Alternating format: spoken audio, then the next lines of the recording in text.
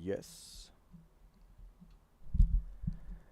All right, we are live, and welcome back to part 10 to Let's Make Zelda for the NES in 3D. My name is Carlos, and as I have been doing for the past few weeks, I'm going to start showing you first what I have done so far, right? So the goal is to replicate the legendary game from 1986, this time in 3D. And just quickly recapping what I've been working on, well, for sure, I can tell you that I spent some time working on the map. And as you can see, the map itself is pretty much done. And I'm talking about the outside world. The dungeons will be made after all this outside world is properly connected, enabled, and operational. So everything is there: Death Mountain, the Lost Woods, the Graveyard, dungeons, all of them are right there. For example, we have here level 3, looking cool with your Armus guarding it, level 4, and then we have level 1 all the way over here, the Creepy 3. What else we have? We have Zora's Domain, a fairy fountain, and that's level 2 right here, looking pretty cool as well. I mean, I really like the design, how it came up in 3D, now that I exported, let's say, the 2D sprites into three-dimensional voxels.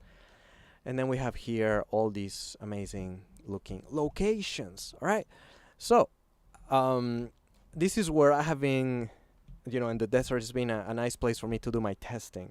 The enemies are done for the most part. All the enemies that come out in the outside world are here. As you can see an army of moblins and Lynels and Octoroks, and all of them are there. It's just I disable a few just to help me out with the testing, because it can be quite a bit hectic if I enable them all. But I want to enable them all so you can see more or less the behavior that I have given them so far.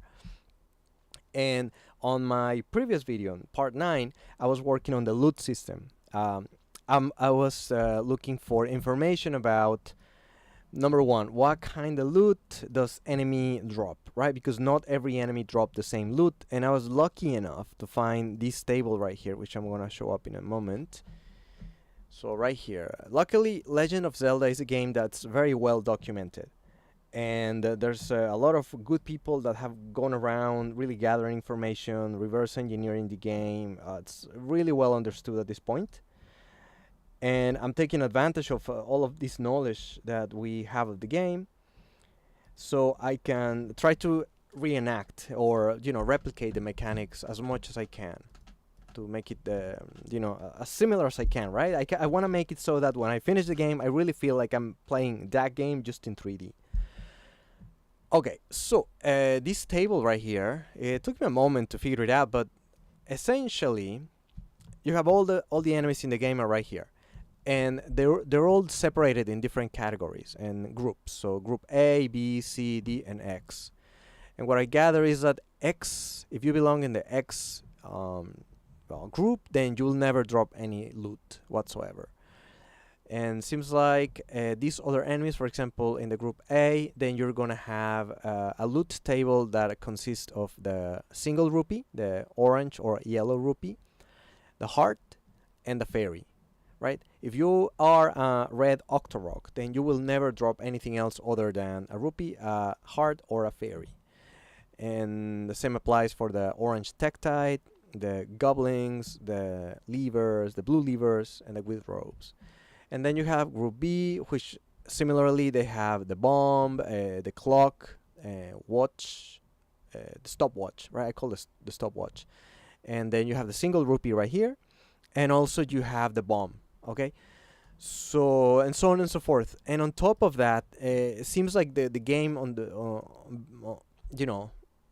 on the background is calculating the probability. Let's say, for example, if you're a red Octorok, you have 1, 2, 3, 4, 5, so 50% chance to drop a yellow rupee. And then you have 1, 2, 3, 4, 40% chance to drop a heart, and a 10% chance to drop a fairy, right? Because it's 0 to 9, so it's 10, so it's 100%. The thing is that not every time you kill an enemy you drop something. So there's times that you kill an enemy from these groups and they don't drop anything at all. So what I've done so far, and I'm just gonna play the game so you can see more or less what it looks like at the moment.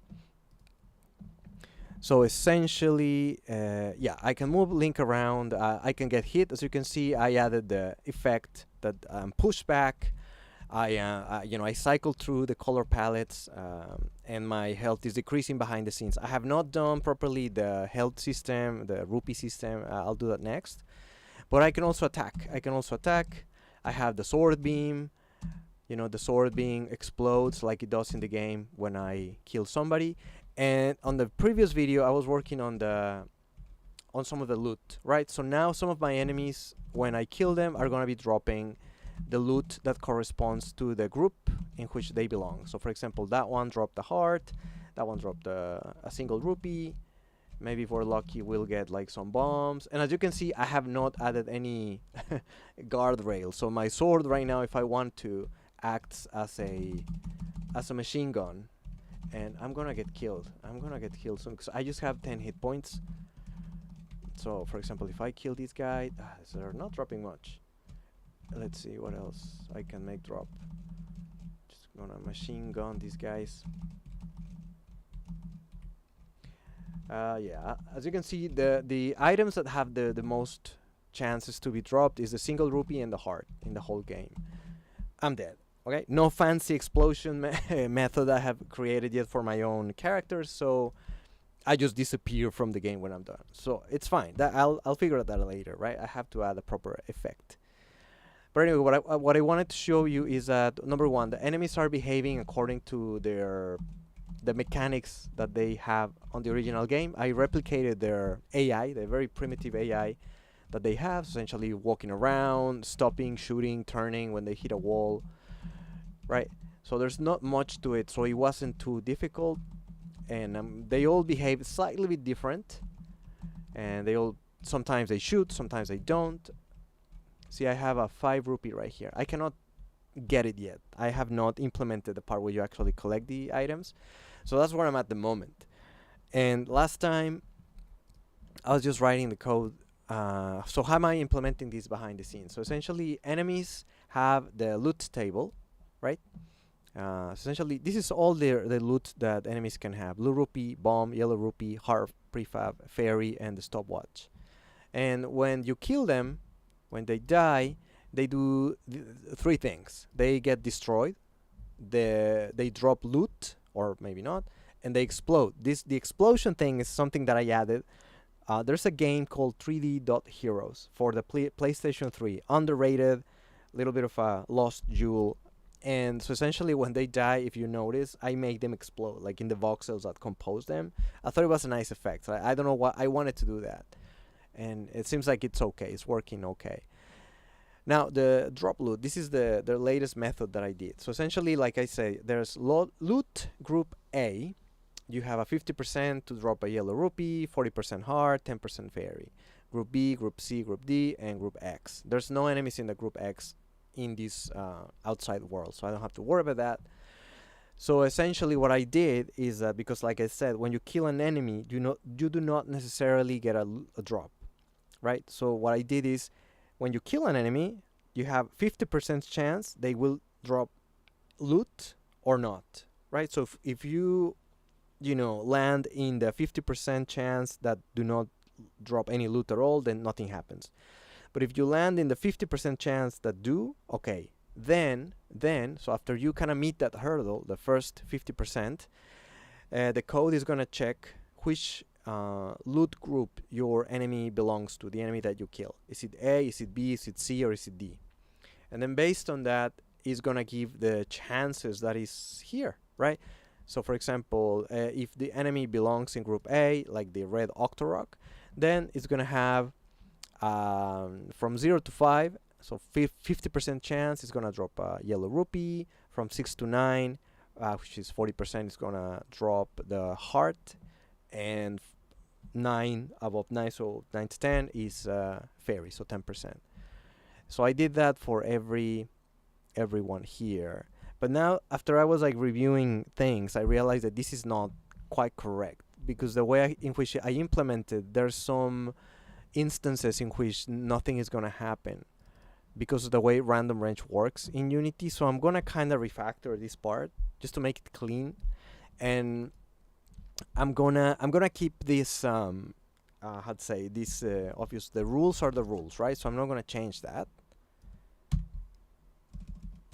but I'm gonna rewrite some of these just to make it a little bit more clean. And this thing really wants to comment out my code.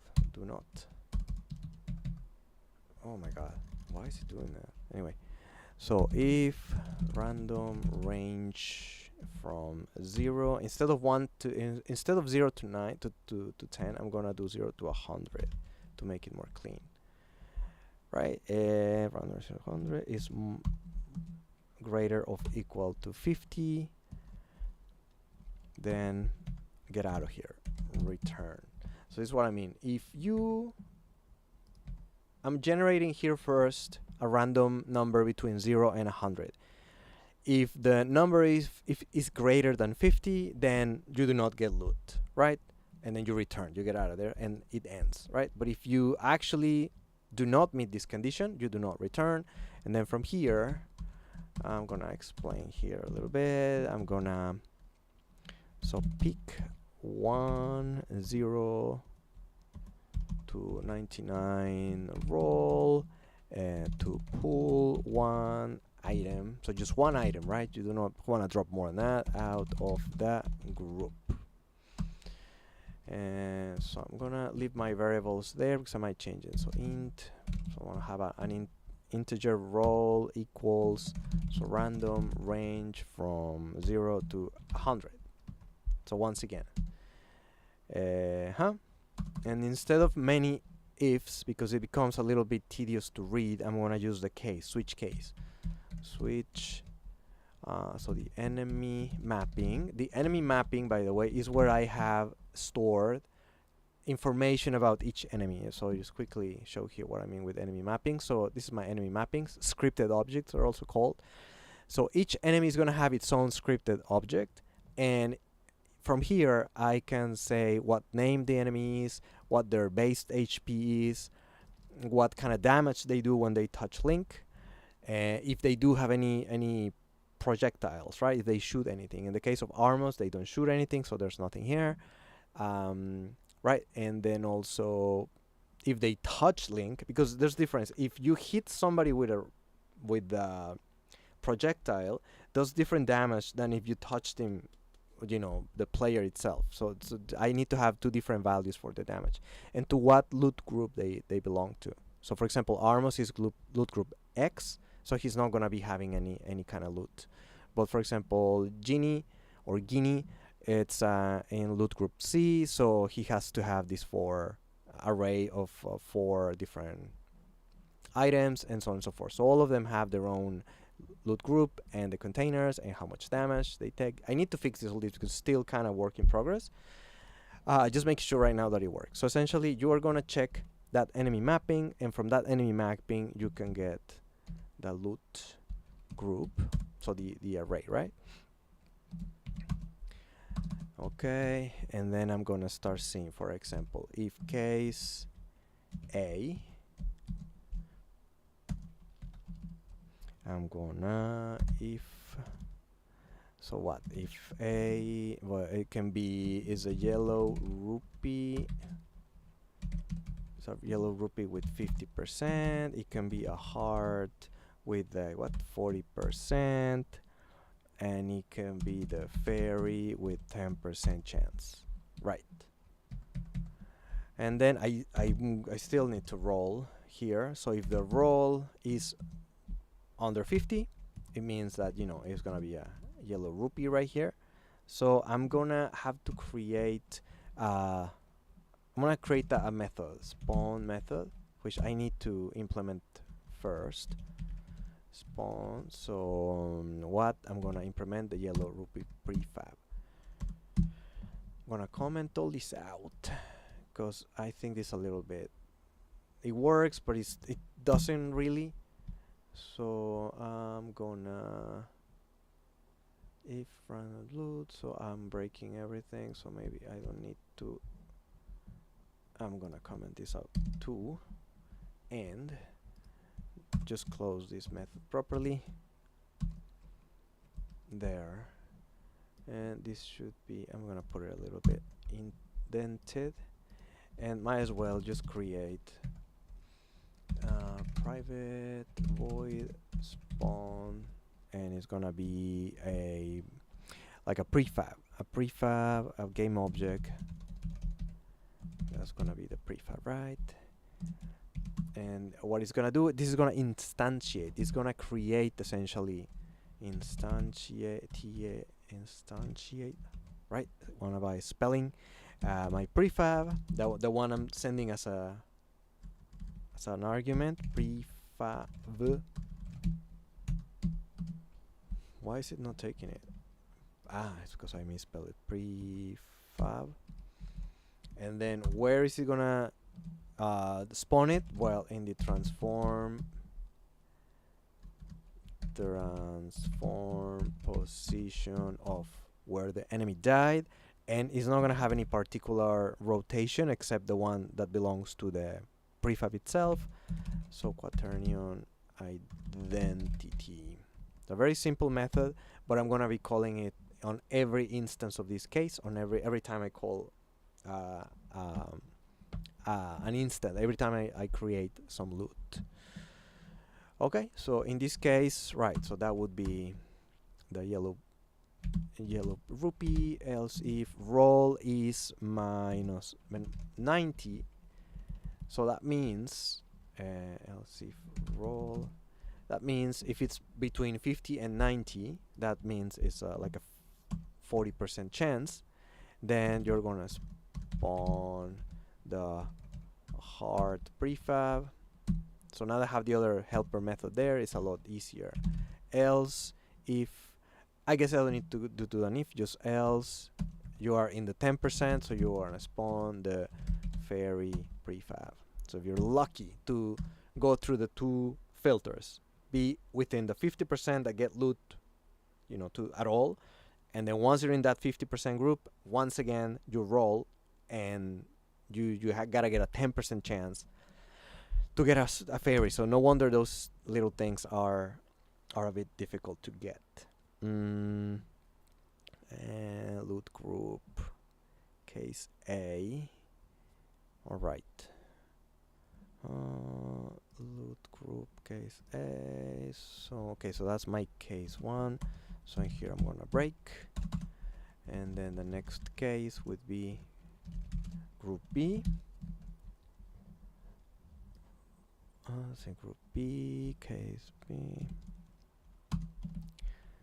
B. It's gonna have, the wizard is gonna be the bomb with 30% chance. It's gonna be the yellow rupee. It was 30 also percent chance. The heart is also 30% chance. And lastly, the watch with only 10% chance. Right, so if roll equals random, no wait, if I don't need to roll again, I can just, because if it's not case, then it's gonna come here. So okay, so if roll, I can keep using this roll. I can only roll once, and this is why it's a lot better than the other one. So roll less than 30, then you're gonna spawn the bomb prefab. Else if roll, oh god, if roll minor, what would be, so 60, because another 30%, so you spawn the yellow rupee, right? And okay, else if roll minus a greater, no, lesser than 90, then spawn what is next, the heart prefab. Or if not, if it's nothing like that, it means you're in the last 10%. Else spawn, I'm gonna make a space here, spawn the fairy prefab, right? Break. Cool. Next, case C. Oh, let's do the other group. So what was here? The K. Let me check out again the image. What was it?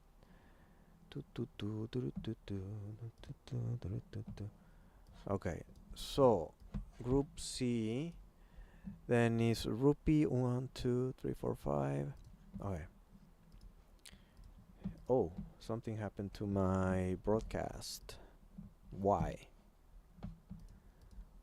Oh, I think I'm not streaming anything. What happened? What did I do? Having some technical difficulties here with OBS. Video capture device. Huh? Oh, it's me. macOS capture. What did I do? God. Oh, there. Oof. I don't know what I did, but undo helped. Okay, let's keep going. So group C. I need to be huge. Just need to have here for reference. Let's see. So.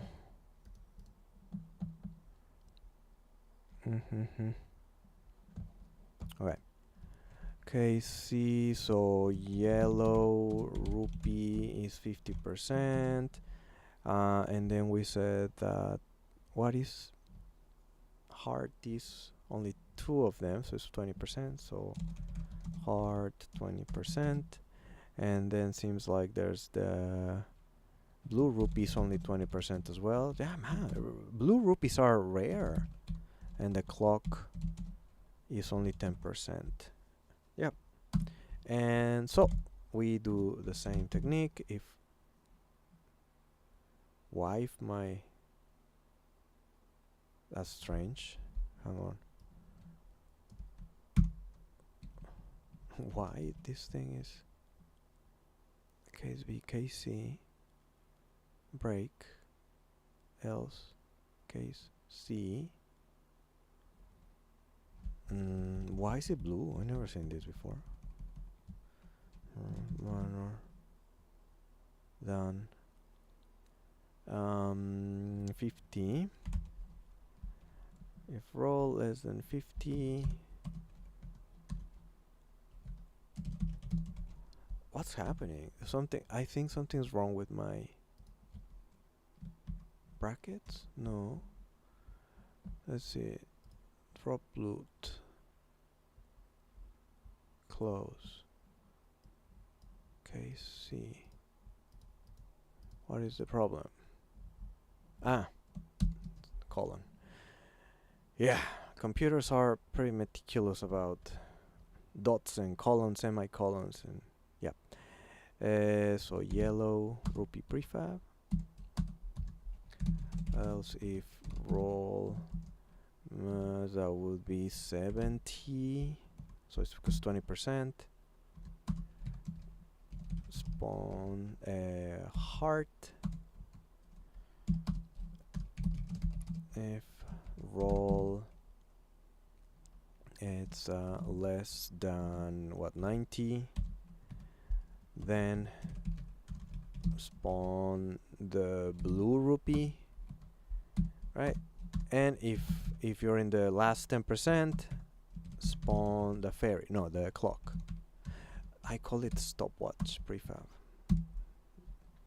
Okay, so that's case C, and then finally case D. So if you're from this group, so you have heart 1, 2, 3, 4, 5, 6. So the heart has a 60% chance, fairy has 20%, and yellow rupee has 20%. Okay. So these are the enemies that can give you the most likely fairies. Heart and hearts. Hearts are 60%. Yellow rupee. You said it was what, 20%? And then we got the fairy, another 20%, and that's it. So if my I always forget. Okay, but now I remember. Roll is less than 60, then spawn my what rupee, yellow rupee. Else if roll is less than 80. Yep. So another 20% on top of that. Spawn yellow. Ah, yeah. Okay, actually this should be the heart, not the yellow rupee. Heart prefab, yellow rupee prefab. Else, if you're in the last 20%, spawn fairy prefab. Close. And I haven't break here, so I need to break there, there, and then break this case, and then that's it. Well, I mean, this is group here, but they don't do anything. So I mean, for good measure, I'm just gonna write it down. But it should never be triggered because there's no enemies in the. So enemies here are not gonna drop anything. And currently on the outside world is only Armas. The rock, but the rock you can't really kill it. I don't know what this means. Like maybe when reverse engineered the game, they realized that if you were able to actually kill the rock would be lootable. And then another interesting thing is that Ganon has no loot, but he drops the Triforce, isn't it? So I guess that's a special case that probably they did, like a special case when he drops the Triforce. Okay, and these guys drop no loot at all, so nothing happens. Okay, so I think that should work. And this code now broke everything else because it's not properly closed. Okay, so I'm gonna move this to the junkyard and hope that it continues to work. In fact, it should work more accurately. Who knows, maybe we'll see more fairies and stuff. I don't know. Let's try. Let's compile that part.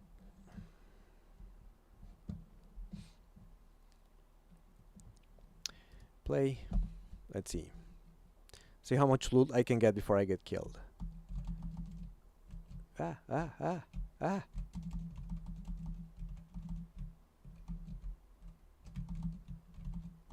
Okay, so yellow rupee, a heart, yeah. Pretty reasonable that you're gonna see a lot of that. Oh, it's a fairy right there. And a bomb. Nice. Yeah, the fairy doesn't have any behavior at the moment, so the fairy should just float around. So I need to do that behavior. So I thought I was done with making AIs for enemies, but I forgot about the fairy. But that's cool because that means that it's triggering that pathway to the fairy. Maybe if we're lucky, we'll see there's another bomb right there. Maybe we'll see a watch. But so only certain enemies will drop the watch, so I don't know. Alright, well, let's see how far I last, because I'm getting hit quite a bit. Ah, there you go, stopwatch.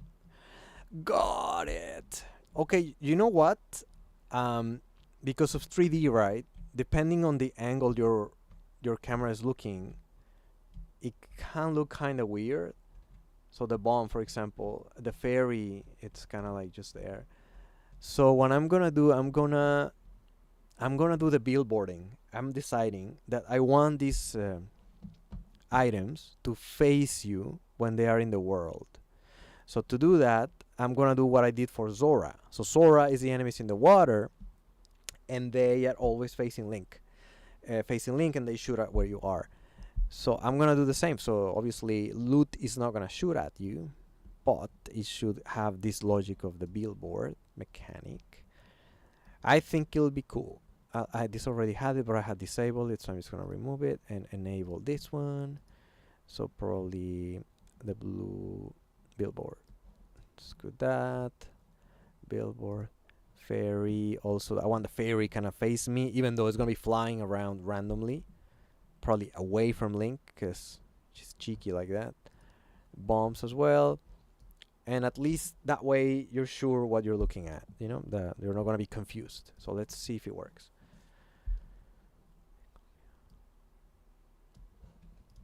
Okay, so let me start killing things again.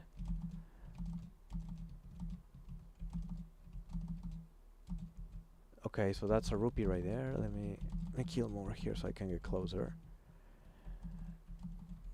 Ah, I see. So the rupees are facing Link, but not the camera itself. Ah, there's like a 5 rupee. Bunch of rupees. Ah, fairy. That's weird because now the fairy is looking like backwards. Why? Why is the fairy looking that way? It's strange.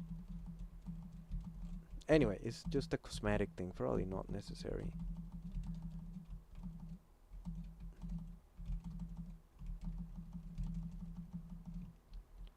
Yeah, later on I'm gonna disable the sword from being machine gunnable. Even though it's kind of fun.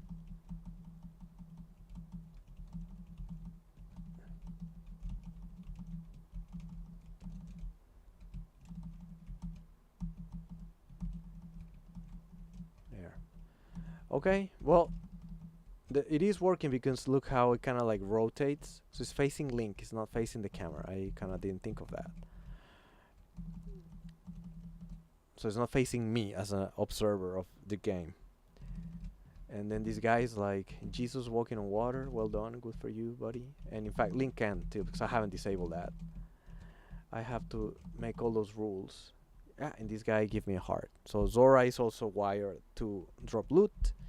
And I cannot receive it, I cannot touch it. So that's kind of infuriating. So, okay, so because I'm working on loot, right? I'm working on loot.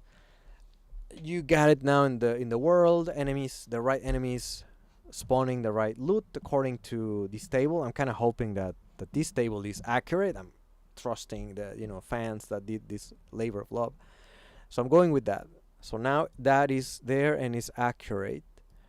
So where do I go from here? So I have so much stuff to do, but maybe now that the rupees and the hearts are in the world, maybe I should start thinking on a simple UI.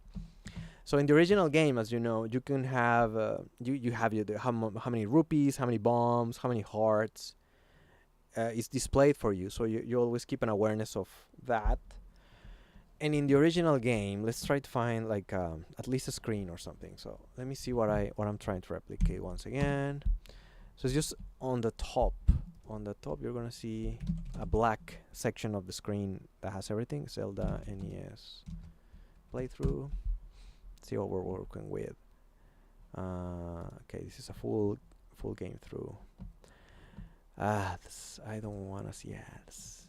Yeah, I need to make this intro screen as well, and I need to make all the items that I haven't done. So the potions, the letter, the food, yeah, a bunch of things. Okay, so that is also that I can work on soon.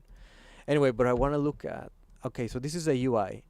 So you have life, you have your hearts, then you have. So it's a black section of the screen all the way up here, and the rupees, how many keys, how many bombs, and then you have a simple map, a mini map.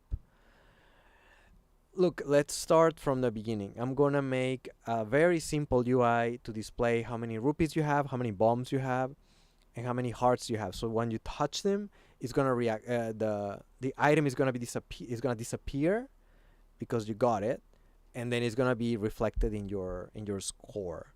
So maybe that's what I'm gonna work on for now. Let's see. So I'm gonna start making a UI canvas. See how it looks. Okay, so let me just tidy up all my stuff here. Create UI.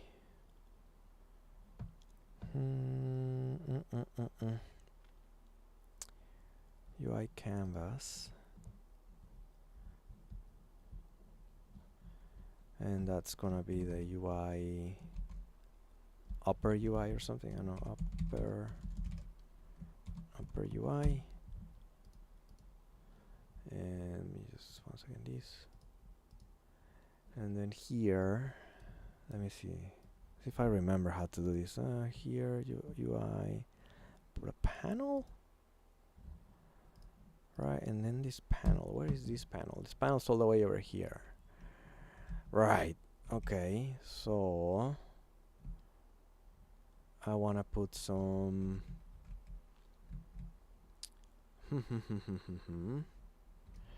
And let me, if I paint it some colors to see if I can make it more visible.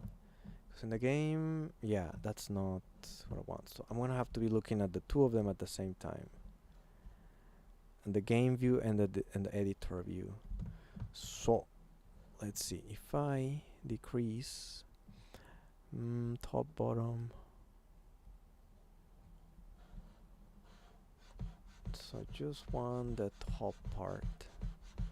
And I actually like that it's semi-transparent, because I don't want to just put like a black blob right there. Okay, but in that case it needs to be black. Let's see. But it needs to be a little bit darker than that.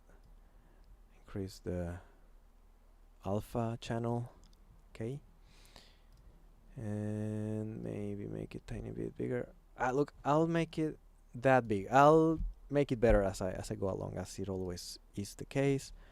So I'm gonna put black background, and then I need to put some text.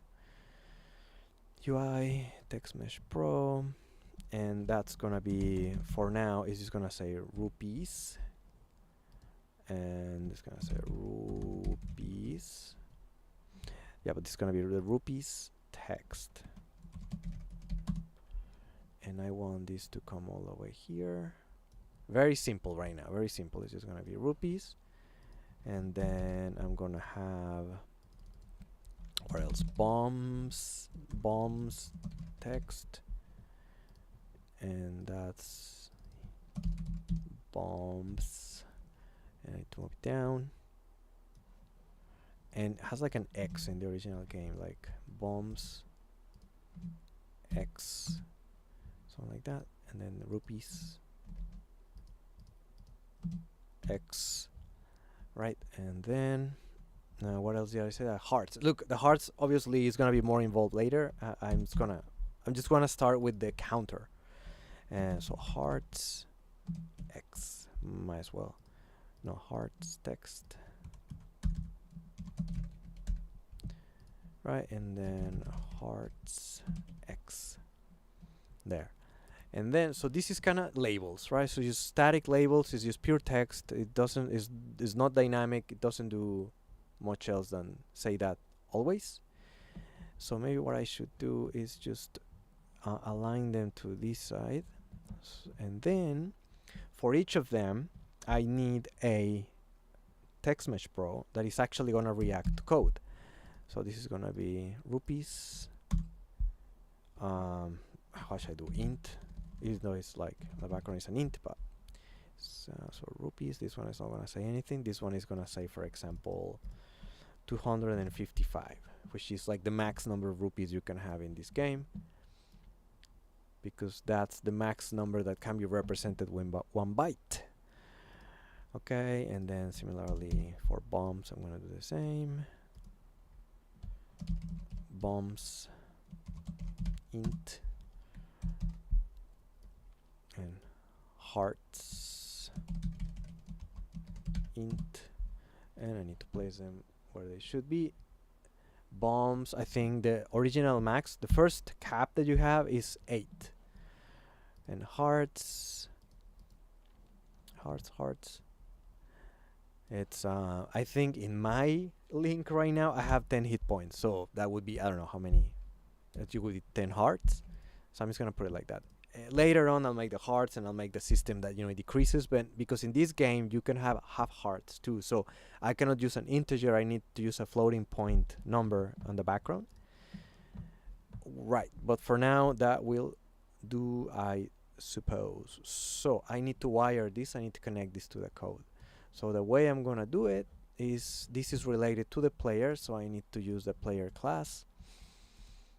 So in here, what I have my variables related to link, I'm gonna be having so serialize field text. I need to import that. What was it? System using Unity Engine UI, I think it was. Text Mesh Pro UGUI rupee counter, and then same for here, and another one. So this is gonna be bomb counter, and this is gonna be what? Heart rupee counter, rupee counter, like that, right? And so with that I can now make the connection via the editor. And okay, let's see, where is link? Link is all the way here. This is link, and now he has a space for these new values. Rupees int,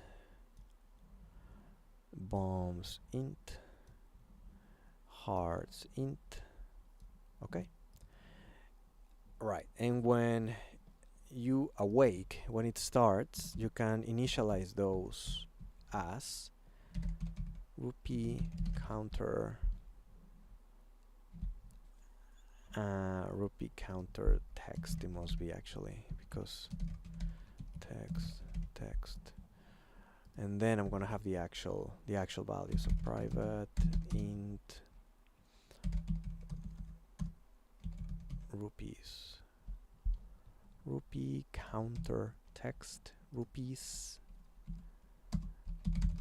int bombs float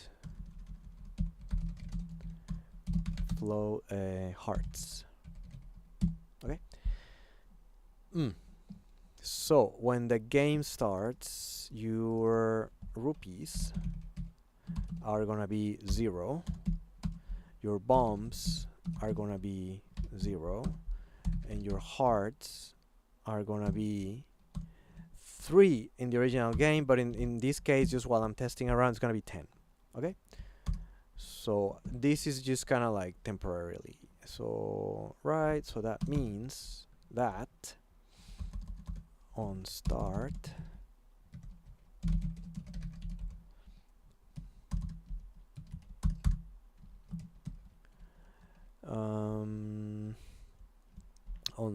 what you're gonna do is a rupee counter text equals, it's gonna be to string rupees. The string takes one argument. The string to string rupees.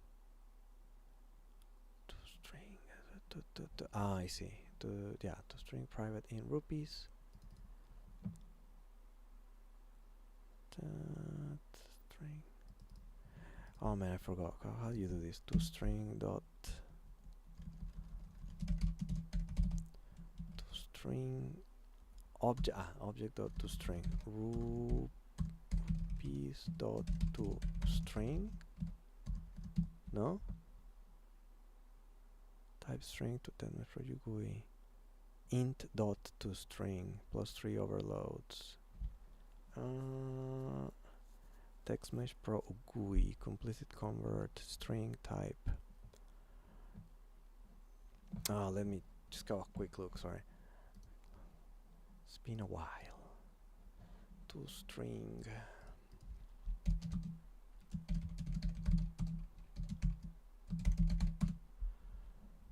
String was adding gems to strings. Gems equals 12 gems to string. So why is it not doing it? In this case, it's kind of like what I have, isn't it? Because so gems is 12, and I said, well, what if I put this here then?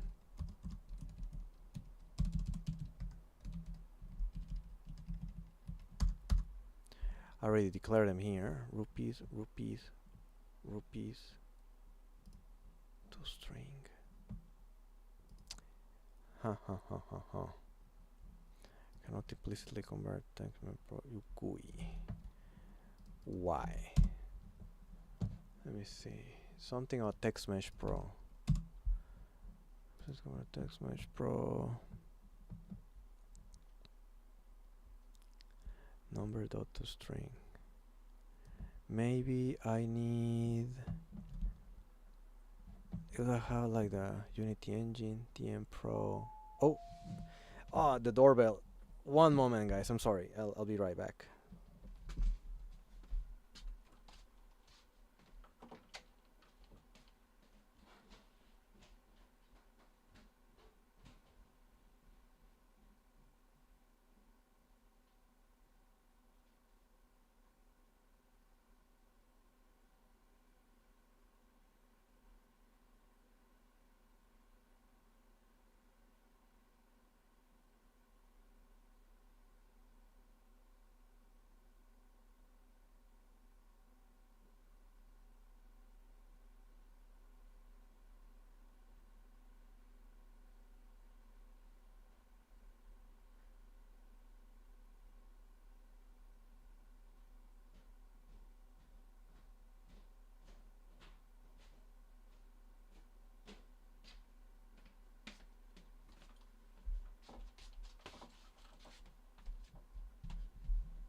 Alright, sorry for that. Let's see what I've got. Something on the mail. It's probably a game, as you can see from behind. I collect games, retro games in particular. Sure enough, I got one. This one is an interesting one. If you are like me, an NES, person, you will remember Bionic Commando. Well, Bionic Commando is all good and awesome, but the Japanese version, because I'm living in Japan at the moment, so is this one. Let me just make my screen a little bit bigger. Just, well, why not? Just a little intermission. Check it out. It's called Hittora no Fukatsu, which means the revival of Hitler. So literally the boss here is Hitler. And you can see him like looming over the sky. Insane, man. Like this got censored so much when it came to the Americas. So that's what, if you've never seen, it's a Famicom, which is the counterpart of Bionic Commando. Here, I got it. Actually, got it right here. So yeah, this is the same game except American version, Japanese version. This one is censored. This one is not. So in this one, there's no Hitler. There's no Nazis. It's implied, but it's not. Whereas in here, you actually go and kill Hitler, and Hitler dies like in a very spectacular fashion. He explodes and everything, like his face melts and all that. So it's quite interesting. There's a little manual. Man, I love this stuff. I live for this stuff. All that stuff. Let me see if there's like a photo of Hitler. Man, I don't have any ads anyway, so who cares if YouTube doesn't like what I'm saying? Like, come on. Nah, I don't think there's any. It's like little drawings and stuff of your little guy right there, but not much else. All right, cool. Yeah, this one is a little bit expensive. It's over $100 because it's getting rare and rare, and I really wanted it with the box because of the. I like when there's like trivia like that, right? When you have the two versions, but one of them for some reason is very different than the other one. It's fascinating to me. It's just like tells you where censoring video games has been around for a long time, and I get it. This time, it's it can be quite difficult to swallow for historical purposes, but yeah, it's just strange. Where was I? Yes, so I cannot convert this thing. The tier score. I see. So I need to put text here. Ah, okay. Of course, rupees text. Okay, got it. I have to remember that for next time. and then bomb counter text equals bombs to string, and then hearts,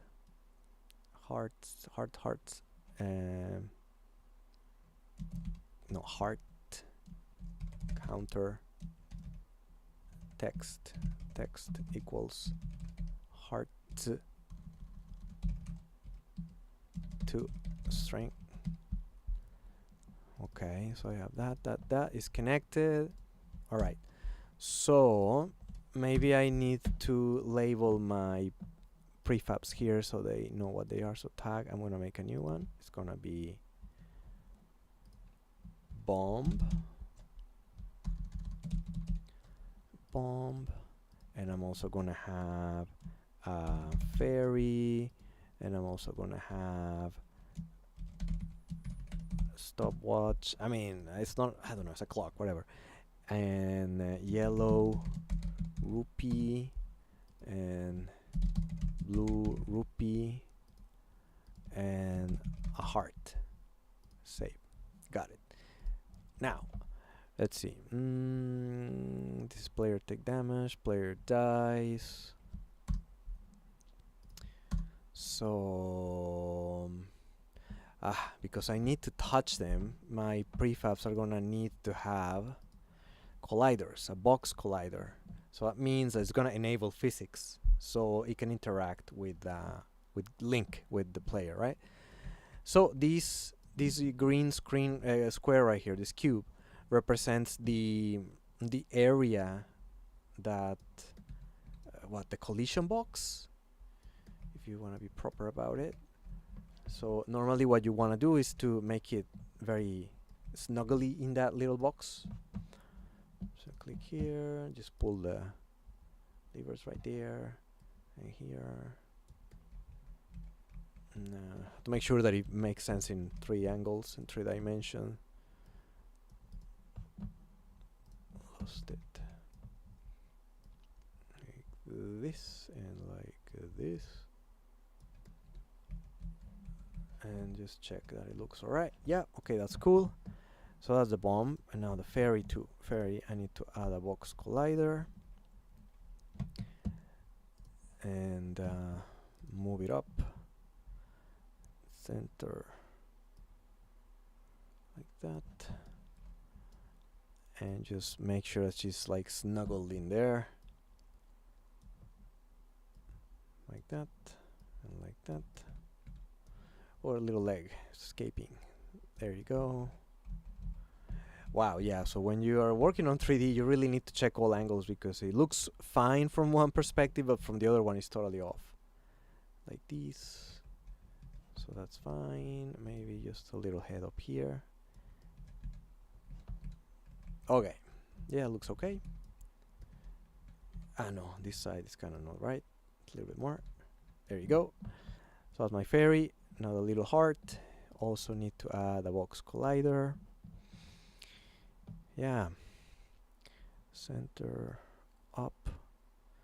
Right, so yeah, I mean, just while I'm doing this, is kind of like not very difficult task. I can probably talk a little bit about me, I suppose. So yeah, I live in Japan. I've been here for a few years.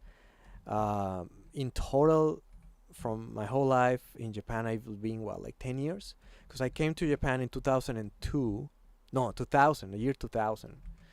And then I was here from 2000 till 2005.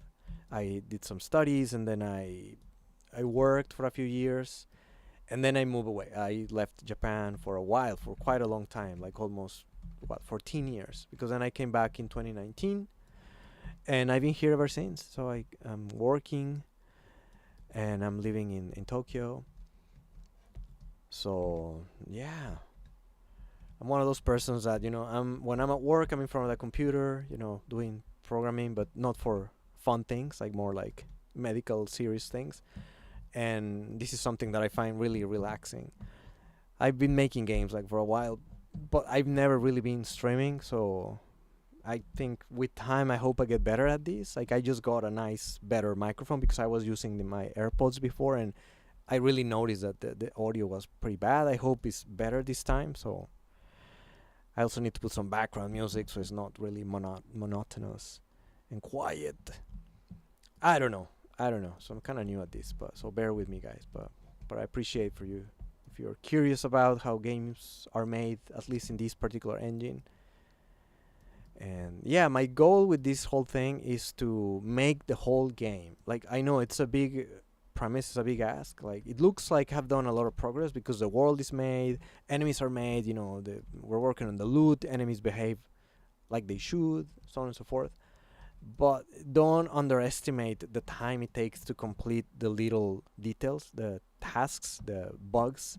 Once the code gets huge and things are starting to interact together, it's part of the fun, but it's a process. And sometimes you spend time making the models. Like, in some videos I've been making these Magika Voxels, and that takes a few hours. All the enemies, all the rupees, all the items, and also need to make all the other items. Need to make like the old man, the old women that sell you stuff. When I was making the dungeons, that also took a while. But it's fun. I find that part fun. Not claiming that I'm really good at that or any particular part. Like, I'm good at I'm okay at everything, so I can make a whole game by myself.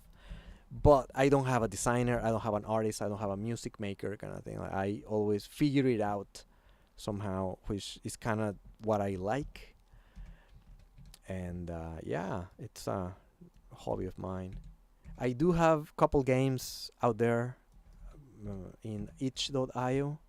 I like to remake old games because I'm from the old school, I suppose, and sense of nostalgia fueled by my desire to make games is kind of like what keeps me going and spending my weekends and like free time on this kind of stuff.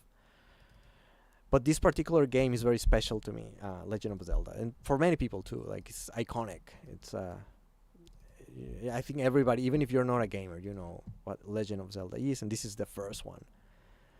Okay, stopwatch. The last one. I need to make a box collider.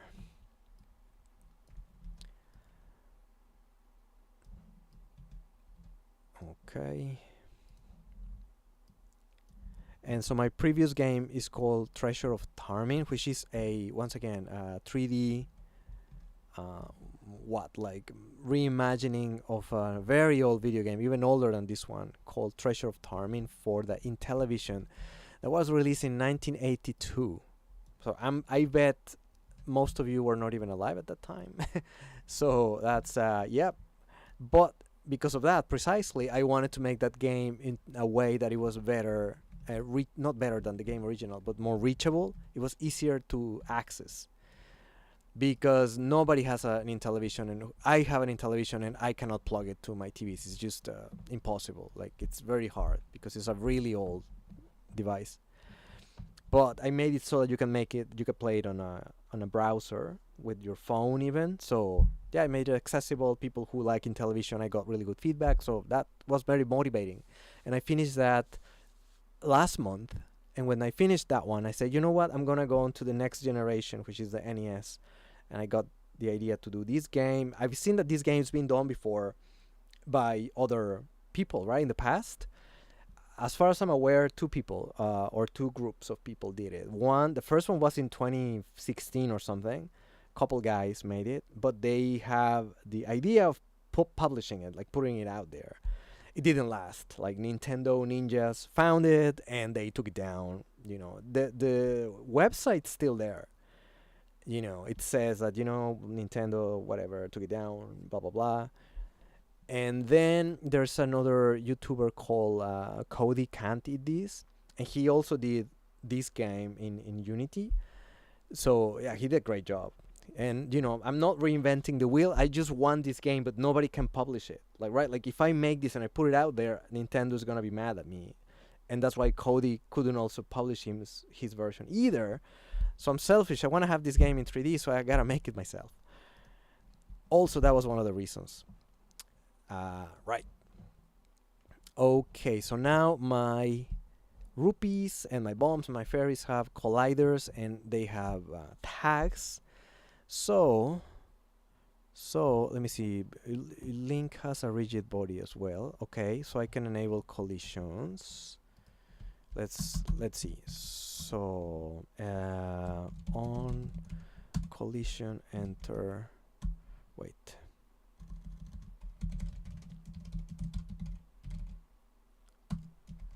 Enter. Wow. Let me see. How did I put it in the other one? Just getting some private void on collision, enter. This is what I was looking for. Collision other. Collision enter. Must declare a body. It is not marked abstract. Right. So what's gonna happen if Link touches, right, if other dot compare, no, game object dot compare tag is say bomb, then what you're going to do is other dot, no, destroy other dot game object. Okay, so let me just explain a bit what I'm doing here. So essentially, this is Link, right? This is the player. The player Link has attached the script, so all this logic, whatever I write here, Link is gonna be receptive to. And then here, Link is also connected to the score, the bombs, the hearts, the rupees. So what happens here is that when Link collides with a game object, and if that game object is called bomb, is tagged as bomb, then you're gonna destroy that bomb, like remove it from the game, like so it looks like Link took it, and then after that I'm gonna bomb bombs plus plus, which is this one. So this from 0 is gonna go to 1, and I should probably have like an updater method for the UI. So private void update, I don't know, bombs. I'll make this better. I'll make bombs UI. So I'm gonna say exactly what I said here, bomber counter text. So what's happening here? So I destroy the bomb, but I add 1 to whatever bomb number I had before. So I had 0, so I'm gonna have 1. And then I'm gonna call this method I just made to update the bombs in the UI. That, I think it should work. Else, if, and it's gonna be pretty similar, but it's gonna be for everything else. So I'm just gonna copy paste. If the other thing is called heart, then destroy the heart, heart plus plus, hearts plus plus, update hearts. I need to close this bracket, otherwise it's complaining. Update hearts UI, hearts bound, no, hearts counter text dot text equals hearts, and destroy update heart, not bombs. There. And then one more time, have to do what was it as a fairy? No, let's do rupees, right? Rupees, but it's called yellow rupee. I think I call it in the editor. Let me just double check. Rupee yellow, but I need to see the actual tag. I need to see the actual tag. Ah, I didn't tag it. Oh, yeah, I created the tag, but I did not tag the rupee. So it's yellow rupee. That's good that I realized, otherwise it would crash. Stopwatch. Heart. Fairy. Bomb. There. And the spelling is very important. It's case sensitive. So yellow rupee, blue rupee. I did it like that. So that's rupee. And then destroy the rupee. And then rupees plus plus.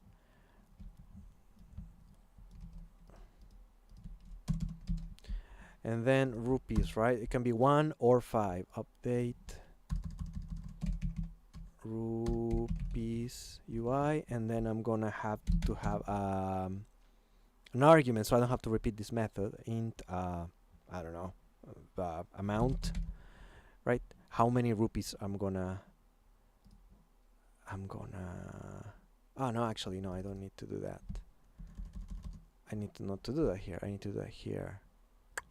If it's rupees, just 1, then update the rupees. Got it. Okay. And lastly, this is the blue rupee. The difference is that it's not rupees plus plus. It's rupees equals rupees plus 5. Right? And then update that. What I'm missing? So bombs, hearts, rupees, bombs, hearts, rupees. Oh, okay, this is wrong. Rupees. And this is wrong as well, because of all the copy pasting I'm doing. Right? Rupees. God, man, what is the right spelling? Rupee. Heart. There. Rupee counter. Heart counter. Bomb counter. So when I'm talking about the counter, I didn't use plural, singular. Okay, bear with me. Got it. So what? Those 3 items at least should work. Now let's have a look, see if that did anything. So I'm gonna just make it a little bit bigger. Let's see. So if I start the game, they should go to 0. Okay, so I got an error.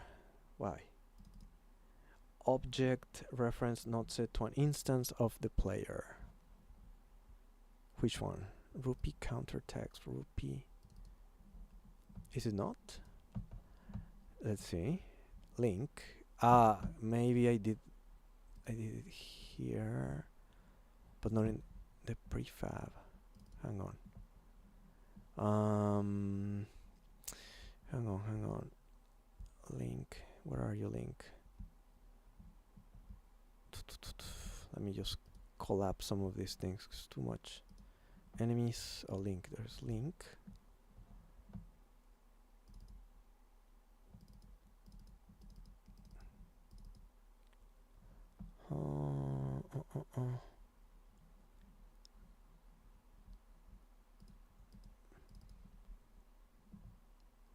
Let's see. Son of an object. Text. Yeah. Why can I not inspect it? What's happening with my inspector? Huh? Yeah, I mean, I know you can stop. Okay, I'll disable it for a moment, because it doesn't like this. But it's kind of messing my health counter. But dude, it's like not really letting me check anything. Enemies. Won't even open. Ah, there you go. But the inspector, see, the inspector is screwed. So, oh yeah, this doesn't like this either. Doesn't like this either. Okay, so I'm just gonna comment out all this stuff. How about now? Okay, the inspector is there. Man, that sucks. Link.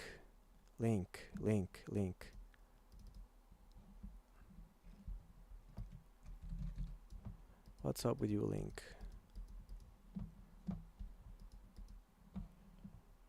Update you, I don't know the okay, look, just don't do anything right now.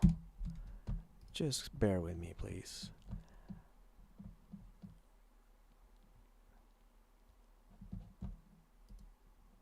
Okay. Okay, there he is. Hmm. Player here. And then let's start from here. Enable that. I thought I already made the reference, but maybe I didn't. Here, okay, so that's there. And go back to the world.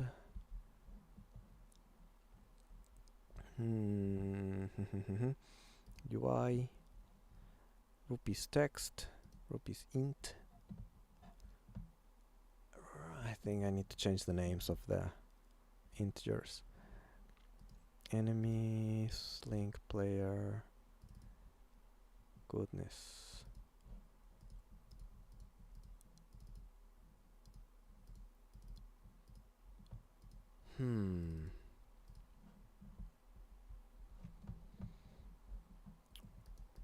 It's really not liking it. Player. Huh. What if I disable this link? I cannot even disable it. What's the problem now? This is the problem. That's so strange. So strange. Okay, it's there. Player. Yes. Right. Mm-hmm. Mm-hmm. Mm-hmm. But if I enable this, so I can assign it, are you gonna let me? Okay, we're making progress, yeah. Okay, rupee counter text, rupees text. So here it's not liking it. Why? Ah, because that's the text. Rupees int. Did I make a mistake there? Rupees background, rupees counter text. Rupees text is something is strange with my inspector. It's like lagging behind. It's not really telling me. I'm gonna restart Unity because something off. I feel something's broken. All right, let's try again. What's going on with your Unity?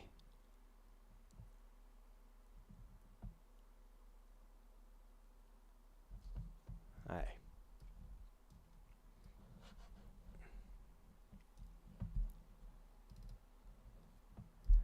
So player, and then I have the upper UI.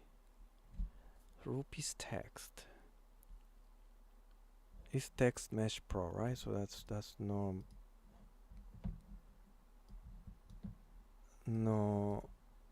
mistake in there. Rupees text. It's not letting me take it because no, that's the background. Int. Rupees text asset scene. Something strange. Text mesh pro ugui. And then that one you change to strings. Why is it not letting me drop it?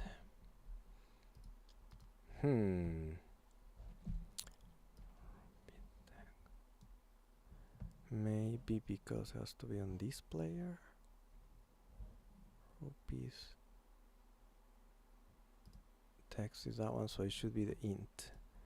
So the int goes here, and the bombs go here, and the hearts go here. That's so weird. Why is it not letting me do it in the prefab though? I'm confused. Sorry. Let's see. So what happened now? Is it gonna crash? Okay, it's not crashing. Okay, that's good. And is my link in the scene accessing those text mesh pro? Yes. Okay. All right. Okay, so maybe we can now re-enable the code. That and this and do this. Save. Let's try again. Let's see. Yeah, man, I mean, this is game development. Welcome to game development. It's just box after box after box. Why? How? Even simple things that you've done in the past. Okay, progress. So at least now rupees are in 0, bombs are in 0, hearts are in 10. So the initialized values are there. So now all we need to do is to try and get some rupees and hearts in the world without getting killed. And I noticed that I'm only gonna increase hearts, not decrease. Ah, there you go. Hearts went up by 1 and it disappeared from the world.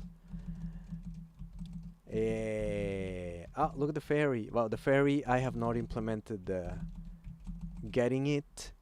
Okay, let me see if I can get some rupees. So I have 0 rupees. Let me see if I can. Ah, the rupee didn't go up. Why? So the heart works, the rupee doesn't. Okay, excellent. So let me see this heart. Yeah, hearts are going up. So it's just must be some silly mistake somewhere in the code. I cannot. the fairy now, I cannot touch it. I cannot go through her because it has a rigid body now, and I have not set it to destroy. Okay, so I can, and also I noticed the sword beams crash with the items now. So I need to make sure that that doesn't happen. So to ignore the sword beam and probably other enemies. Okay, let me try and get these two. Okay, hearts are going up, rupees are not. I made a mistake somewhere. Okay, but okay, all right. This is progress. This is progress. And also, okay, let me just fix here. So we said rupees work. Bombs, we didn't get a bomb. Why rupees are not going up? Ah, because I'm an idiot. Because heart is calling heart. Rupee is calling hearts. So yeah, that's not okay. It should be update rupees UI. And this one too is for blue rupee. Rupee is right. Yeah. That's why. So that's that. And then while we're at it, I would like Link to get damaged too. When I mean, he gets damaged behind the scenes. It's just that it's not displayed in the counter here. So let's see for enemy. Right now, enemies have these on collision with player here. So this is where they hurt Link. This is what enemies got. Like they have a few scripts, right? It's part of their behavior. And this is every enemy has this script, and then each enemy has its own AI. For example, Genie has AI Genie and enemy, and maybe some other behaviors. But in this case, this is a shared behavior, which is kind of like with the rupee and the bomb, right? It's a collider. So if an enemy collide with Link, and if that game object is called player, then I'm putting a log message for myself here just to make sure that it's actually happening, the collision. You get the player, and then you call the player has a method called player take damage. So in player, I have another method already here. It's right here. Excellent. Player take damage, in which player HP. So I already have this player HP here, which is exactly like the hearts. So I'm kind of like, I'm gonna remove this because I don't need player HP. Maybe I'll just call it hearts. Right, so instead of player HP, I'm gonna just be using hearts. And so it's gonna be an error here somewhere, but I'm gonna be using hearts. And this is where my hearts are decreased, and so when they're decreased, they should also update the hearts UI, right? So here, when the player take damage, let's see, so the Link flashes, his health is decreased, and then maybe here is where I can update the UI. And then if his hearts are 0 or less than 0, because it could happen, If, for example, you have one heart and you are hit by an enemy that takes 3 hearts every time, you'll end up with -2. But doesn't matter, you're dead anyway. So player dies, and when player dies, you essentially just destroy at the moment. So later, I need to make this more dramatic. In the original game, Link spins like and then he explodes. So maybe I'll do that later. But for now, he just disappears. So what? Like, is that gonna work? Let's see. So run.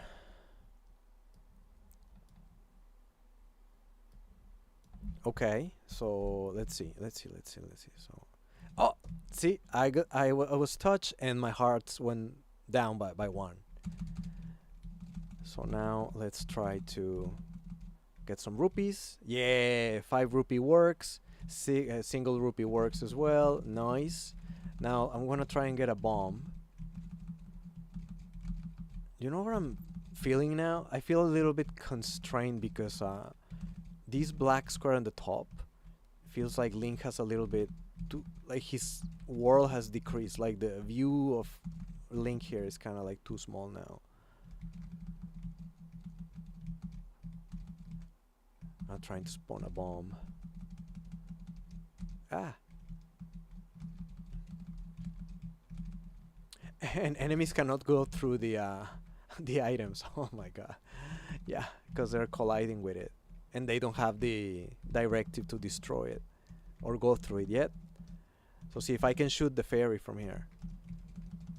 And nothing happens to the fairy. The fairy is freaking invincible. And the fairy is kind of facing away from me. I don't know why the fairy only is kind of like looking away from me. She's being shy. Yeah, but it's working. So my hearts are moving around. Come on, somebody give me a bomb. Which enemies we said was the ones that dropped the bomb? I should remember. It's here. The bomb is only dropped by enemies in Group B, which is Blue Octorok, Green Goblin, Blue Lionel. So I should focus on these guys. Okay, I'm just gonna keep this here. So maybe this Lionel can give me a bomb. Just want to make sure that no, nothing. There's another Lionel over there. There's a couple of them actually. Nope. Another one here. It would tell you how rare bomb drop is. Oh, and now I'm walking on air. Gravity is really taking it slow with me. I know why, because I've been pushed in that vector. I need to make that the vector of pushback is only 2-dimensional, and I'm dead. I'm dead, and there's no more. Yeah, no, nothing I can do anymore. But yeah, okay, rupees worked. I couldn't check if bombs were there, so what I'm gonna do, I'm gonna freaking hardcode some bombs in the world. Loot bombs. No, not here. Has to be on the scene. Player focus. Let's see. So I'm just gonna be very generous with bombs here. I'm gonna put some bombs here and here. I really just wanna touch them. If I touch them and the counter goes up, then yeah, great success. Yep, bombs go up. Excellent. All right, so mission accomplished on this front. Now, about this view. What can I do? It must be something to do with the camera. Let me see. Positioning. No, it's not that one. Follow offset. No. No. Rotation. No. Vertical. FOB. I mean, it's okay, but I'm kind of looking for horizontal. I want to kind of make Link. What should I do? These things kind of annoying. I kind of got used to not be there. I kind of almost wish it was at the bottom, to be honest. The black UI thing, but in the game it's in the top, so I'm gonna try to remain faithful to that. So there must be some value. There you go. Something like that. How's that? Okay, let's play with that camera angle now. Let's see what it looks like. And actually, I implemented it so that I can use the 8-bit DAW. It just takes a while to pair because it's off. 8-bit DAW. 8-bit DAW, don't let me down. Are you out of batteries? Is that it? Man, I swear it was working before. Why? Why is it not working? Oh, there you go, there you go. Okay. See, I'm kind of playing with it. Okay. Yeah, okay, it's a lot better. The UI doesn't worry me that much anymore. I think it's a better angle, right? I mean, I don't know if anybody has an opinion. You can cast a vote right now if that's a good angle for Link to be at. Right, so no worries.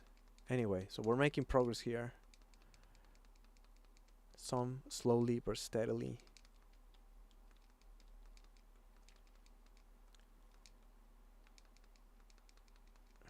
Okay, I'm getting too into the game now. That's a good sign. It's a great game. I mean, The Legend of Zelda is a great game. This one, I hope one day it will be. Alright, so I'm gonna leave the camera there. What else is in this map? So it should be a mini map. Let me just have a look at that video we were looking at just now. A video from The Legend of Zelda. Ah, yeah. Okay. Now, from the previous game that I made, I realized that when you're doing the UI, these things, you know, I already have the three-dimensional voxel loot that I made, right? Like I show you guys at the beginning of the video. There's the clock and everything, so I made everything in here and then exported it to the game.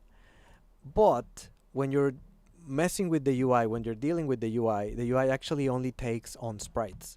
So I need to make all these things now on two-dimensional sprites. So all the hearts and a half, this life text kind of thing.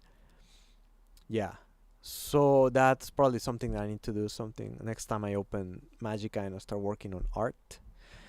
I want to try to make a list of things that I need to do anyway. So for example, as I say, the world is there.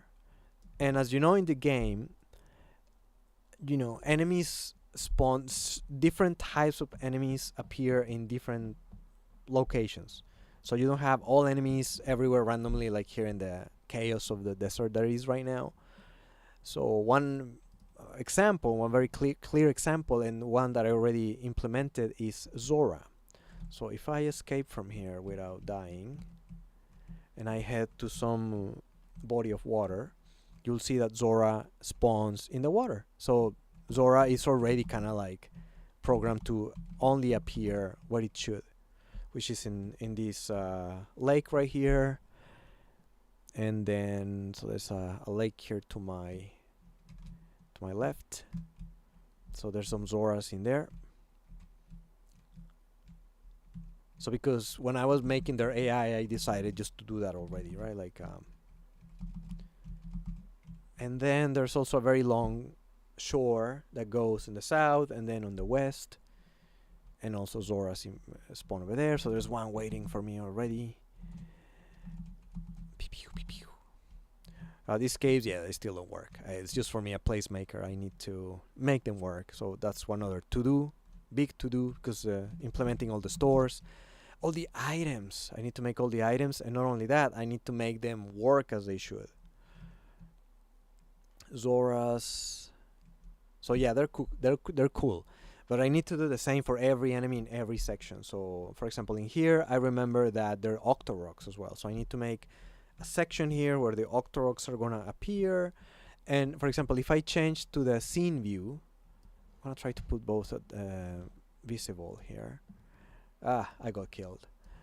I got killed too quickly. But let me just show you quickly what I was gonna here.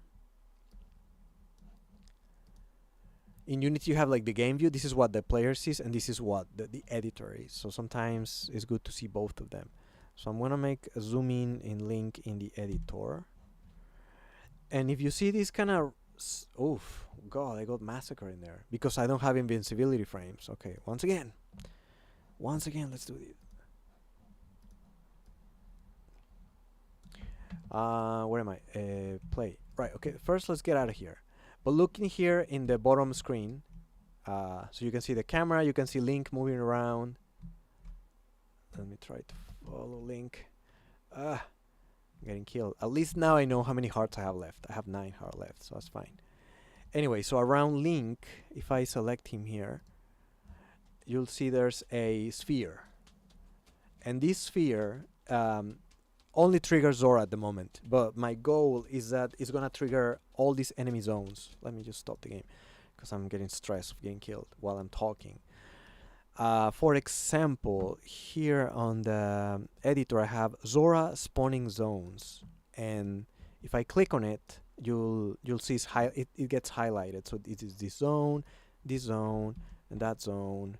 Essentially everywhere where there's water, right? So I kind of like divide it in chunks, and then each chunk can spawn a certain amount of Zoras at the same time. Everywhere. So I essentially already covered the whole map where water is, where Zoras would be spawning. So I'm thinking I need to do the same. So I was working on I was gonna start with the Octorok. So starting here with this zone. And the idea is, if I spawn all enemies from all the map, even if Link is here in the beginning, I'm gonna be spawning all the genies in the graveyard and like everything. It's gonna be very taxing on the machine that the game's gonna run on. It's probably gonna have some memory problems. It's very inefficient. Like nobody would do that. So one way in which I wanna address this is Link is gonna have a radius, a sphere around him, and it's gonna be quite big. It's gonna be quite big. So it's probably, if Link is here in the desert like he is right now, maybe the sphere is gonna reach all the way here to the water. So as far as you can see in the distance, you still will be able to see enemies, but definitely not the ones behind the mountains and stuff like that. So only when that sphere collides or meets these areas, like say this Octorok spawning zone, then these Octoroks are gonna spawn. And similarly, if I walk too far away from them, and that happens already with the Zoras, they only spawn when I'm close to the water, and if I walk too far away from them, they just disappear. So I'm gonna have to do that everywhere for every enemy zone. I don't have another idea how to approach that. Like there might be a better way, so I'm gonna think about it before I start doing it. I kind of commit to it with the Zoras at least, but the Zoras is kind of limited, right? It's just right here and here and here. But man, that's gonna be just, yeah, it's gonna be a tricky, because the water is very like squarish, but there's areas in which even here, like let me just try to explain what I'm trying to say. Right, so here, so Octoroks are gonna spawn in this red area, because if I say like, hey, but how about like they should probably spawn all the way here, but then what's gonna happen is that maybe some Octorok is gonna spawn inside this wall and it's gonna be trapped, and nobody's gonna be able to see him. So that doesn't work. So I'm saying, okay, I'm gonna stay safe and I'm gonna be outside, but it has to be a square, unless I start messing with like really weird shaped colliding trigger areas. And then even here, you might already, what I said about the wall here, well, applies the same to this rock.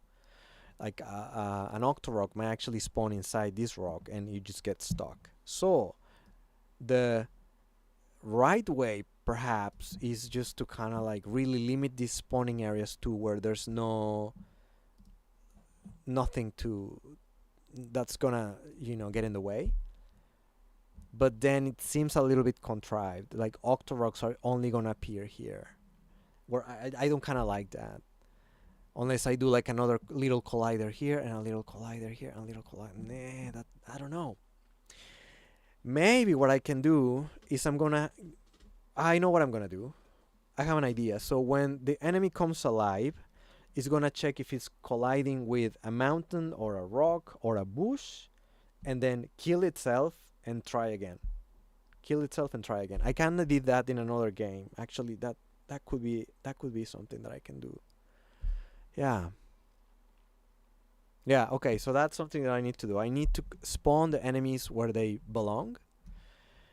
And then at that point, at least when all the enemies are already where they belong, it's gonna feel like a game. Like it really came alive when these guys started to get AI and moving around doing this thing. But doing that, like really going places and seeing the right enemy and like fighting with them, because the combat is there. Like the combat is quite simple. It's I just need to implement the invincibility frames, which I can do. Is not a problem. And that's it. The combat's done, man. And then after that, uh, one of the big work is to make all the weapons and make them work, like the bow and arrow, the boomerang, the raft, the ladder, the wand. What else is there? The piece of meat, which that's probably not a problem. What was there? What else is there? I need to implement all that, so that's gonna take a while. But that's cool. But man, honestly, I can do that. Like I'm excited because I feel like that's piece of cake. Like I can do it. It's just time. There I cannot foresee yet like a huge challenge that I don't know how to overcome. Like now, like the challenge I wanted to overcome was that, like, how am I gonna spawn the enemies where they belong, and how I'm gonna make them not to get stuck. I think I'm gonna go with the idea I had just now. So I think that's what I'm gonna do next. So maybe on the next video I'm gonna be working on like spawning zones, giving the enemies the intelligence to realize when they come to life, when they appear in the game, if they're already stuck in water, in wall, in a bush, just kill yourself and try again until you're not, and then just kind of find Link and kill him. Yeah. Okay, so I guess milestones is that, like, spawn enemies where they belong. And when that works, I think I'm gonna start working on the weapons, on the new weapons, making them and giving them the behavior they should have. I need to obviously work on the UI. The UI, it's like barely a UI to talk about, but the UI should be made. After that, of course, I need to make. This is big. Like the all man store, the all woman, yeah, all the buying mechanics and the stores. Like when you enter to what's it called, a cave, the iconic scene here. When you go in here, I'm gonna probably outside this. You can see the world here, the whole world. But in Unity, you can teleport thing. You can either make another scene, or within here, I can just make the stores here, like in this area. And then when Link's enter to this cave, just teleport him to this store right here. And then when he comes out, just teleport him back to where he was. And then maybe have like a few stores right here next to each other. And the camera won't let you see that, right? Like it would be like a way that the player is not really aware that this is happening. So I need to make that. I need to make the fire. The candle, and the candle that burned the bush to reveal the ladder. So the ladder. Man, okay. So I do have a lot of work left, and that's only to do the outside world, which honestly I think is less work than the dungeons. The dungeons, that's gonna be tricky because there's a bunch more enemies. There's more types of enemies inside the dungeons, and on top of that, there's bosses. And each boss has different AI. So I'm gonna have to do all that. And yeah, man, it's still months ago. But look, I started 1 month and 1 week ago. I started June 1st, and today is July 5th. So I'm doing well. I think I'm doing well. But this is gonna take a while. This is not my full-time job, of course. Like I wish it was. I'm a software developer, but for medical applications. So this is what I do for weekends, like spare time. So after work, it is Saturday 7 p.m. right now here in Tokyo. So this was my Saturday. So tomorrow maybe I'll work on it a little bit more. I don't know, probably. But this is the way. The only thing I recommend to game developers, and I feel it has helped me in other areas in my life. Let me show you what I'm getting here, all like grandstanding. Glitch itch.io. This Zentech video games is me. So this is the game that I was talking about. So it's a game that I finished in May, and then after I finished it, I released it, and then I immediately started working on this one. So this is a game, a remake from the Intellivision era in 3D voxels, right? So this is already out there. If you go to this link, you can play it in your phone. And the reason why I made it in this vertical view is that with your browser, it works on your computer or on your mobile device. It's very non-resource intensive. And essentially, yeah, you can see here some of the explanations. It's a 3D game of a even more primitive game than the Legend of Zelda that I'm doing right now. So as you can see, the graphics are really primitive.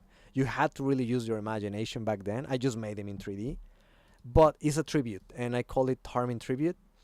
There is this guy called Tom Lowry, who, let me just go to the very end of the here. Original game by Tom Lowry, so 1983, so 3 years before The Legend of Zelda. This is an amazing game, guys. Like, I know it doesn't look like much, but honestly, this is the great granddaddy of Diablo, of like dungeon crawlers, of these kind of games. That this is laid the foundations of a lot of these adventure games. And it took me 6 months to make. And my deal was that, hey, look, I have limited time. This is not my full-time job. Like, I wish it was, but it's not. It's just my hobby.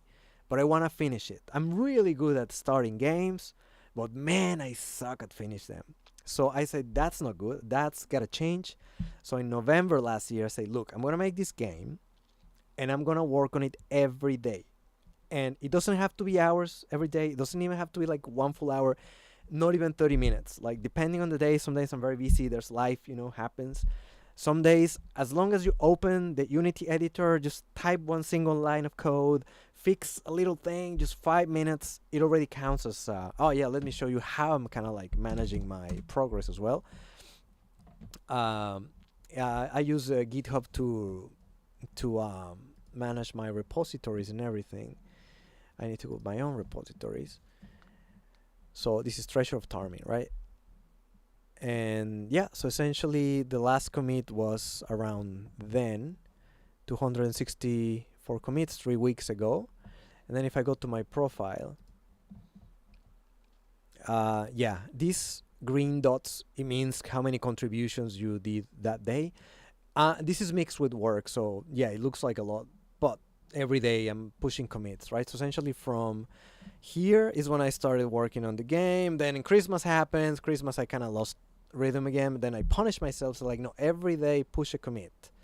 Treasure of Tarmin, along with work commits and everything, right? So that visual cue for me helps me a lot to stay motivated. And honestly, I said it before, but like, I feel like we overestimate what we can do in a day, but we underestimate what we can do in a year, right? I'm thinking that this Legend of Zelda game, I can make it within a year, including the dungeons. I want to. Like, honestly, I don't want it to take longer than that, even part-time. I hope it takes a lot less than that. I hope to finish it in 6 months. But hey, this took me 6 months to make, this game. And as I say, it's simpler in some ways, because it's a simpler game from Intellivision, like I said million times already. But the end, the final stretch is what takes forever. The final stretch of the game is what takes a long time to just wrap it up and put it out there. So yeah, I'm thinking that even if I make good progress with Zelda in the beginning, it looks like that because the world is made and everything. But I think the progress is kind of plateaus a little bit at some point, and that's where you really have to keep at it. And I'm probably gonna get killed. No, I'm okay. Yeah, I'm killed. I'm dead. Anyway. So yeah, I'm gonna do the same here. Like, I'm not gonna be streaming every day, and obviously I'm not streaming everything I'm doing on the game. So I just kind of skip, when I make a new episode, I tell you, where I'm at, what I did from the previous video, and then we do some here together.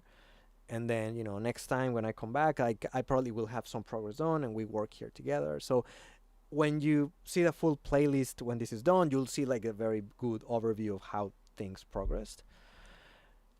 But yeah, and then we'll see essentially in the end how long it takes me. But my goal is that every day move the ball forward towards the goal, just even if tiny bit. Maybe some days I will be able to do 5 hours Maybe some days it'll be 5 minutes, but you gotta do that. And I feel like it's a good way to get good at something, like to get more proficient at it. Just every day. That's the hard part. To be consistent, not the code, not the logic. Doing every day is the hard part. Yeah. So, okay. Look, I think we did some progress today. So we finished implementing the logic of the collisions to detect the loot. Finish the loot, the randomness. When the loot appears, when it doesn't, and is the enemy here. So all this here, right? The loot groups, what enemies drop what based on which probabilities, and then how Link detects if it's a bomb or heart or a rupee, and then the UI gets updated with that. And then we have like the labels here and the very rudimentary UI that later on is gonna get better and gonna look cool. So yeah, that's kind of where we're at. So and maybe tomorrow I'll work on the enemy spawning areas, like I said, and we'll take it from there. Right. So yeah. Anyway, I gotta get going. So thank you for everybody who's following tonight. I hope you found this a little bit interesting, and stay tuned. Please subscribe and let's make this happen. I want to finish this game. This is gonna be finished. Don't know when, but it will be.